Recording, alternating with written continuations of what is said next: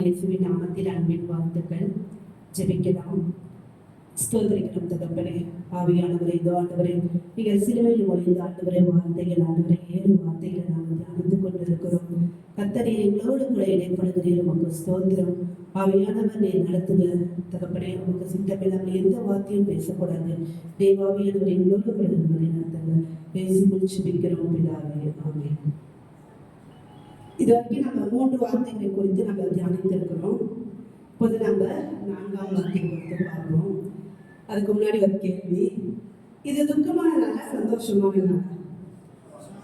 சந்தோஷம். பிளாக்ல இருக்கிறீங்களா? பிளாக்ல இருக்கு.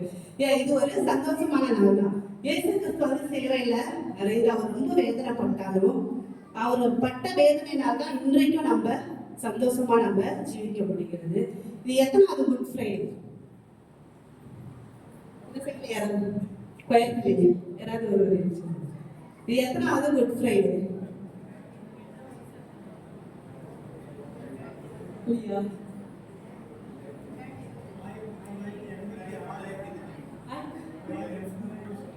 இப்போ இது வந்து இது 2025 ஒரு 33 வருஷம்.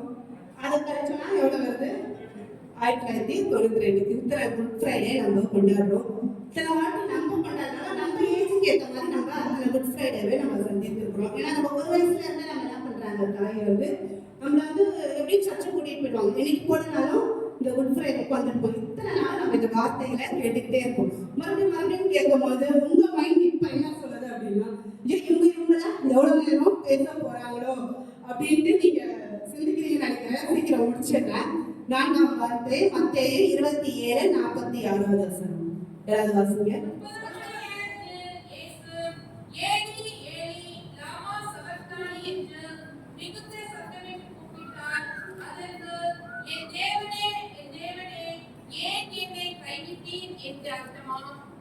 இந்த வார்த்தை பார்த்தோம்னா இது வந்து ஒரு கடினமான வார்த்தையாக தான் நமக்கு தோணுது. ஏன்னா இயேசுக்கு வந்து சிலுவையில வந்து ஒரு 6 hours அவர் வேதனை அனுபவிக்கிறாரு.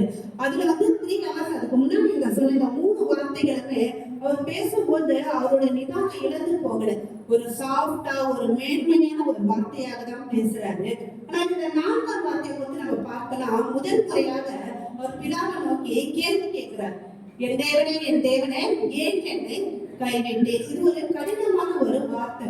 ஒரு மிகுந்த சத்தத்தோடு அவரு கேட்கிறாரு பார்க்கிறோம். இதே வசனம் வந்து சங்கீதம் வந்து 22:1 சொல்லப்படுகிறது. வாசிங்க. அவர் வேதனையில சொன்ன வார்த்தை கூட அந்த வார்த்தை எப்படிப்பட்டதா இருக்குதுன்னா வேத வாக்கியங்களாக தான் நமக்கு காணப்படுகிறது. இந்த வார்த்தையா அவர் சொல்றாரு அப்படின்னு பார்த்தோம்னா இது வந்து யூதர்களுடைய ஜபம் என்று சொல்லப்படுகிறது. ஏன்னா யூதர்கள் வந்து ரொம்ப வேதனையிலையும் ரொம்ப கஷ்ட துன்பம் லாஸ்ட் இந்த மரண நேரத்துல அவர்கள் வந்து இந்த 22வது சங்கீதத்தை வந்து அவர்கள் பாடி ஜெபிப்பதாக யூதர்கள் வந்து இது ஒரு பாரம்பரியமாக இதை கடைபிடிச்சாங்க. அதனாலதான் இயேசு கிறிஸ்து யூதர்ன்றதால அந்த பாரம்பரியம் மாறாம அவர் என்ன பண்ணாருன்னா அந்த வார்த்தையை சொல்லி தேவனை அவர் கூப்பிட்டுக்கிறார். இது வந்து அவர் வந்து என்ன பண்றாருன்னா கேள்வி கேட்கிறார் இல்லையா? எங்கேயுமே இது வரைக்கும் பிதாவை குறிச்சு அவரு கேள்வியே கேட்கல.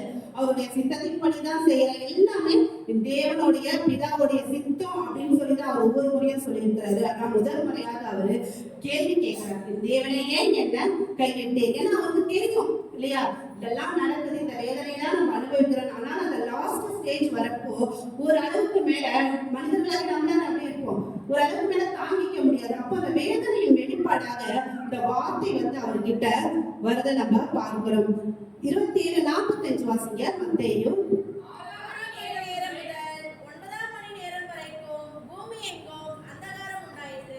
இந்த ஒரு 3 hours அது வந்து 12 மணில இருந்து 3 மணி அப்படின்னு சொல்றாங்க.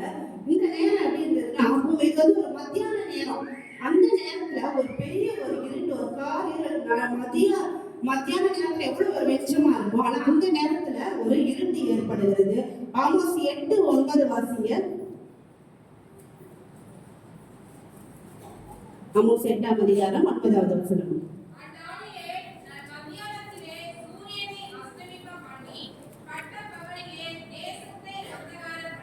இப்படியாக ஆமோஸ் எழுதியிருக்கிறாரு. இந்த பட்ட பகல்ல வந்து அந்த சூரியன் வந்து தன்னுடைய இருட்டை காணப்படுது. ஏன் இந்த இருள் வந்தது அப்படின்னு பார்த்தோம்னா, படைத்த சிருஷ்டிகர் பண்ற வேதனைய பார்க்க முடியாம சூரியன் வந்து என்ன பண்ணுது, தன்னையே மறைத்து கொள்ளுது. இன்னும் அவ்வளவு பெரிய வேதனை. ஏன்னா அவர் தான் இந்த உலகத்தையே படைச்சாரு. எல்லாவற்றையும் படைத்த தேவன் அவர் லாஸ்ட்ல அவர் பண்ற வேதனை அந்த சூரியனால என்ன பண்ண முடியல, பார்க்க முடியல. அதனால தன்னையே மறைத்து கொண்டத காரணமாக தான் அந்த காரியம் ஏற்படுகிறது. ஆனா மனிதர்களுக்காக தான் அவர் மரிச்சாரு, நமக்காக தான் ரத்தம் சிந்தினார். ஆனா மனிதர்களோட எண்ணங்களும் அவருடைய பார்வை எப்படி இருக்கு பாருங்க. மத்தேயு 27:47-49 வாசிங்க.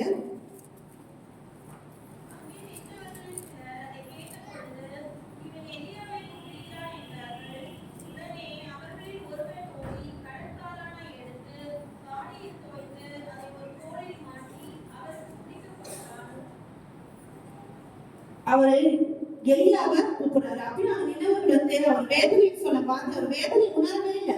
ஏன்னா இயற்கையா படைச்ச அந்த சூரியன் கூட என்ன பண்றாரு, வேதனை பார்க்க முடியாம அது தன்னைத்தானே மறைத்துக் கொள்ளுது. ஆனா மனிதர்கள் அங்க என்ன பண்றாங்க, அவர் படுற வேதனையில தனக்காக தான் நம்முடைய பாவத்தை சுமந்தாதாலதான் அவர் இவ்வளவு வேதனையை படுறாருன்றத கொஞ்சம் கூட சிந்திக்காம அவர் எலியாவை கூப்பிடுறாரா, எலிசா இப்படி அவர் வந்து பார்த்து ஏளனமா அவங்க பேசிக்கொண்டு இருக்கிறத நம்ம இங்க பார்க்க முடியுது. அப்ப அவங்க பார்த்தோம்னா அந்த இடத்துல வந்து எலியா கூப்பிடுறாப்போ அவங்க நிக்கிறவங்க வந்து எலியா வந்து பைபிளை பத்தி எல்லாமே அறிஞ்சவங்க தான். இந்த கிறிஸ்தவர்களாக இருக்கிறவங்க தான் என்ன பண்றாங்க, அவரை குறிச்சு ஏதாவது நடக்கும். ஆனா அவங்களுக்கு மனசுல என்ன இல்லை, ஒரு கரிசனையான எண்ணமோ ஒரு இறக்கம் கூட இல்லாத ஒரு சூழ்நிலையில தான் இது வரைக்கும் நம்ம மனிதர்கள் வாழ்ந்து கொண்டு இருக்கிறாங்க. ஏன்னா மற்றவங்க துன்பத்தை பார்த்து சந்தோஷப்படுற ஜனங்கள் தான் போய் கடைசி வரைக்கும் வாழ்ந்து கொண்டு இருக்காங்க. எப்போதுமே பிதா என்று அழைக்கிறவர் முதல் முறையாக அவரு தேவனே என்று உரத்த சத்தத்தோட கூப்பிடுகிறாரு. நான் உன்னை விட்டு விலகுதும் இல்லை, அவரை கைவிடுதும் இல்லை என்று சொன்னவர் அவர் என்ன பண்றாருன்னா கைவிடப்பட்ட நிலையில சிலுவையில தொங்குறாரு.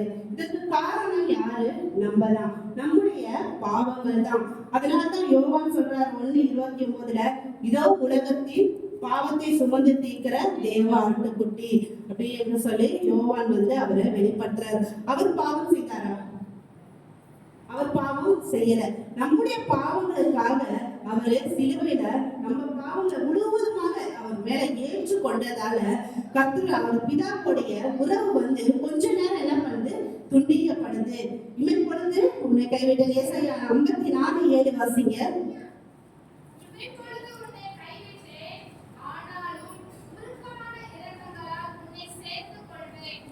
இமைப்பொழுது பிதாவோட உறவை அவர் இழந்ததால அதை தாங்கி கொள்ள முடியாம தான் அவர் என்ன கேட்கிறாரு, ஏன் கைவிட்டீர் என்று அவர் கேட்கிறாரு. ஏன்னா பிதா என்று சொல்லும் பொழுது பிதா குமாரன் ஒரு அப்பா மகன் ஒரு உறவு, நெருங்கிய உறவு வெளிப்படுத்த வார்த்தையாக இருக்குது. ஆனால் என் தேவனே என்று அவர் சொல்லும் பொழுது அந்த உறவுல இருந்து அவர் துண்டிக்கப்பட்டு ஒரு தனியா விட்ட ஒரு சூழ்நிலையை அவர் உணர்றாரு. ஏன்னா நம்மளுடைய பாவம் வந்து பிதாவை பார்க்கவே முடியல. ஏன்னா அவர் வந்து எப்போதுமே பிதாவையே தான் சார்ந்து இருக்கிறாரு, அவரையே தான் நோக்கி பார்க்கிறாரு. நான் தனியா இருந்ததே இல்லை. யோவான் 8:29 வாசிங்க.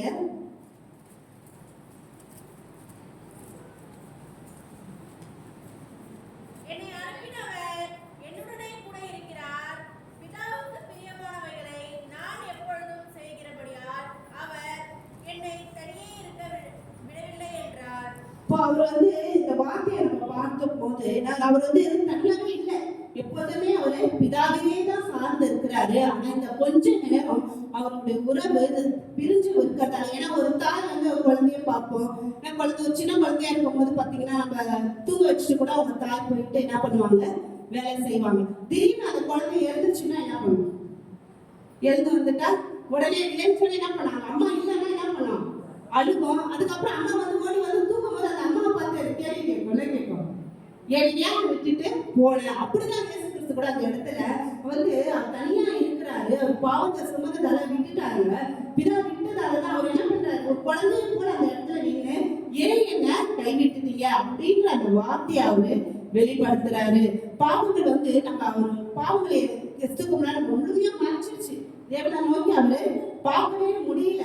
அதனாலதான் அவர் அந்த வேதனையை தாங்கிக் கொள்ள முடியல. ஒரு குழந்தைய கூட அந்த இடத்துல அவர் இந்த வார்த்தைய சொன்னதை நம்ம பார்க்க முடிகிறது.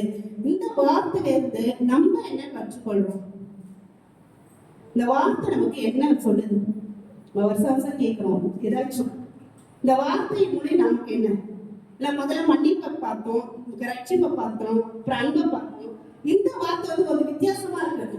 எடுக்கிறேன்னு சொல்லிட்டேன், இந்த வார்த்தையில எடுக்கும் போதுதான் தெரியுது கஷ்டமா இருக்கு. நம்ம வருஷம் வருஷம் கேட்கிறோம், இந்த வார்த்தை நமக்கு என்ன வெளிப்படுத்துது, இந்த வார்த்தை மூலம் நம்ம கர்த்தரை என்ன உணர்த்துற. யாராவது ஒரு அமைதியா இருக்கீங்களே?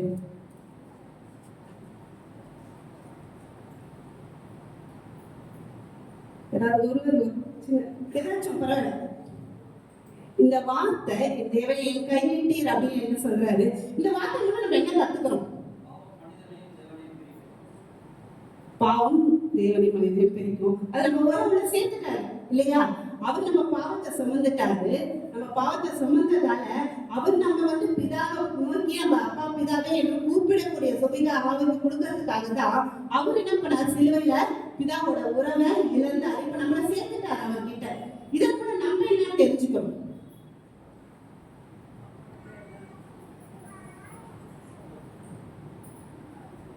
யாராவது இந்த வார்த்தை வந்து நமக்கு என்ன சொல்லுது? உலக பிரகாரமா இப்போ நமக்கே கர்த்தர் என்ன சொல்லி தராரு?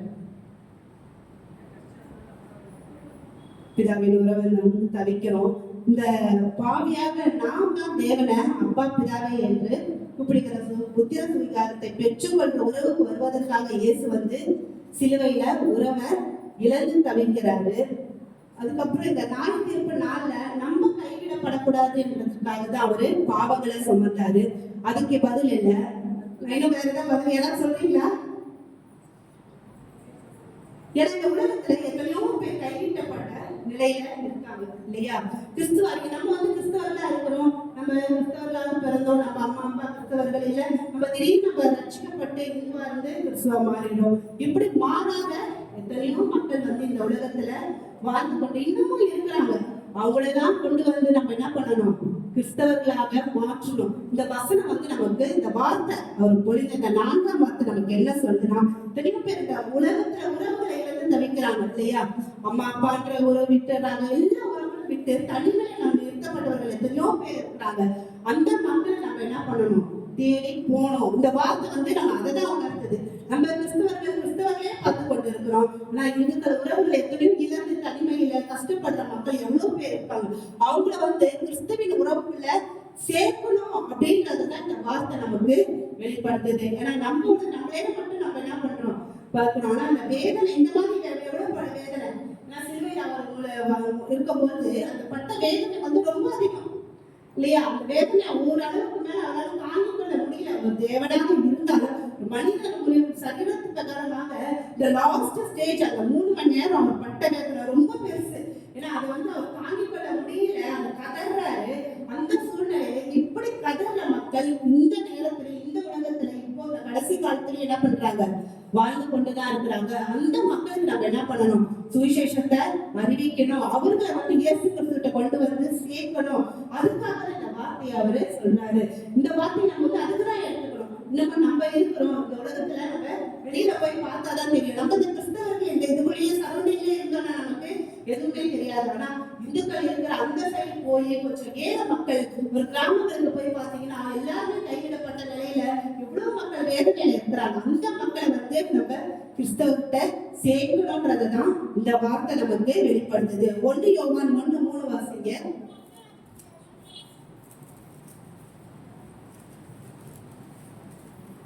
1 யோவான் 1:3.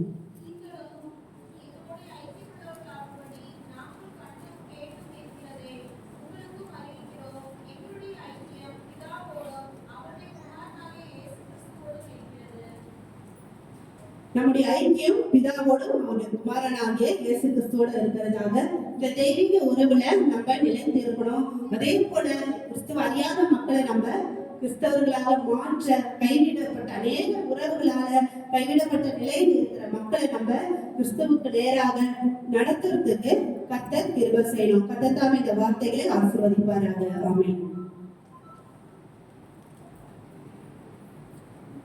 Hallelujah.